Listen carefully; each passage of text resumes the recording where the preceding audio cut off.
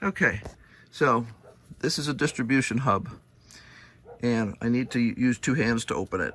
You put one hand down here holding the base, and you use the other hand to twist the top like a jar lid. Okay, that inner circle right there is a washer. It keeps the thing from leaking. There's a screen inside of it. It keeps generalized crud from getting into the tubes. These little holes here have also got little filters in them. In here. They've also got little filters in them. The water comes up through here, goes through these little filters and down the hoses.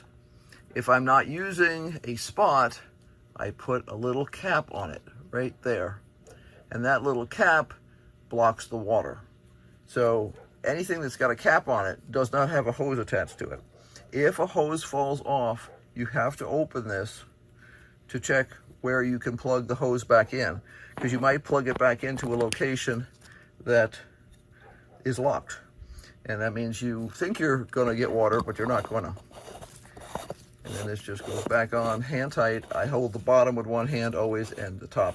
You can eventually fatigue the plastic because these are just PVC pipes. So I just do it carefully. And just slightly snug, not cranking it down like you're trying to end the world. Or strangle a bad guy, right? That's okay to have that much water in it. I prefer not to have that much water in it. I have just recently changed the emitter on there to reduce the amount of water this thing is getting, but I may still be getting more than I'd like it to. There's nothing I can do about it. Sometimes it will overflow. It's not ideal, but it is what it is. The ones like this that tend to be dry in there, I will keep an eye on. And about every, say 3 days, like this feels damp in there, so I don't feel like there's a big problem with it. But if it doesn't feel damp at all right next to where the water's coming out, the next morning, I will sometimes take the water setup down here and I will put a full watering can, like fill it up to here, full of water from the water barrels here. And that's just increasing the reservoir of water in the pot. The water will usually come out into the bottom like that and get nice algae and yuck like that. But I'm trying to avoid having the plants wilt. It's not going to kill them unless they've been wilted for days, but sometimes it can cause the blossoms to drop on the tomatoes, and I'm trying to avoid that. So I just harvested out a bunch of the flowers in here the other day to keep them producing well. So I do that once in a while, and the smell is just heavenly. We use fresh basil in caprese salad. Some people use it in tomato sauce, but it's wonderful, just wonderful. And this is a special variety. This is a variety from Johnny's Select Seeds, and I get nothing from Johnny's. It's just that we really like a lot of their plants and seeds, and it is very resistant to powdery mildew, which means that, you know, sometimes and powdery mildew is sneaky. In the Southwest, you very rarely actually see like a mildewy sort of powder on your plants, but your plant, after it'll look like this, and then a couple of weeks later, it'll go kind of unhealthy looking, but there's no bugs involved. And then it'll gradually get crummier and crummier until it dies. And that's usually powdery mildew. And these plants are capable of surviving way longer than any other variety. They've been specifically grown for small producers who are selling basil to farmers markets and stuff like that, and did not want to be spraying because they're organic, and yeah, just wanted to not have to replant and all that other thing, because I've done that where you replant and all that sort of stuff. When I harvest these, round ones, I will be sure to pull off the stem, because if you leave the stems on and you put them in a basket or a bucket, the stems will sometimes poke holes in their neighbors because the skin is relatively tender. These are not commercial tomatoes that are designed to be shipped around the United States for a week before they get to a grocery store. So they need to have that removed, and it's just simple, peels it off. When I harvest the paste tomatoes, I don't usually worry about it because those skins are tougher. They will be removed in the process of processing them, because we don't leave our tomato skins or seeds in our tomatoes. I know some people like to, we don't. You can see I'm using the double hook to control the position of the strings here. I need to make sure that everybody's tied up. We are losing a few blossoms right now. These will probably not make.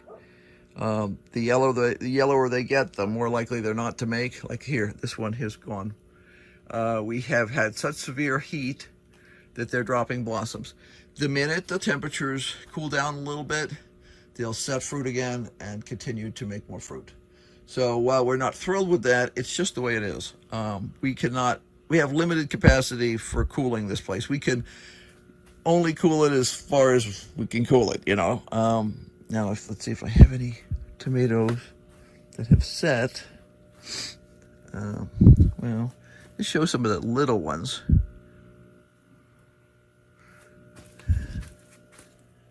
And sometimes they'll be so tiny that they look like the head of a pin in there. But that means that they are going to grow up to be a tomato. It's just going to take a little time. And yeah, that's about it. All I do is I look things over mostly in the morning. I harvest anything that needs to be harvested, and that's it. Right now there's 2 red beans here, 2 green ones there, 1 green one there. I will harvest that one because that one's getting too big. There's another red one there. Let me walk around the other side. Whee! Tomato down.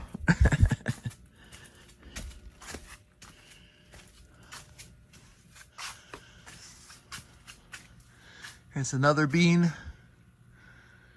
I think I harvested all the other beans off of here the other day on this side. Yeah, I did. But I always like to look from 2 different directions, because sometimes you're looking up, you've got stems, you've got leaves, and do you have a green bean in there or do you have a red bean in there? Sometimes yes, sometimes no. I'm just letting these guys go crazy up here. At some point I'll probably chop some of them down, but probably not until this fall. If they accidentally provide a little shade in here, it's no big deal. We get more sun than we could possibly need in Arizona, most of the time. So, yeah. So that's it. That's the morning walk through in the greenhouse. Hope you enjoyed this. And there's another baby tomato. Be sure to like and subscribe and hit that notification bell, because obviously we're going to be doing tons of other stuff. Tons of other stuff. Lots of tomatoes. Most of these tomatoes will grow up to be what we call tomato goo. Oh, here's a proof that we had a mousey in here. See that? Chomp, chomp, chomp. Oops. Forgot to point right. Chomp, chomp, chomp. Yep. You can see he's been chewed through. But there's also some that have fallen down here. I'm just going to eat those because those are delectable. But be sure to like and subscribe and hit that notification bell, because obviously we're going to do tons more. We're getting ready to go on our big yearly expedition to Pennsylvania for a big event. But our friend Violet is going to be taking care of our place for us. So, yep, we've been teaching her all the details of how to do this, because it's pretty automated. And so it doesn't, sometimes people say, I don't want a garden because it takes too much time. It doesn't.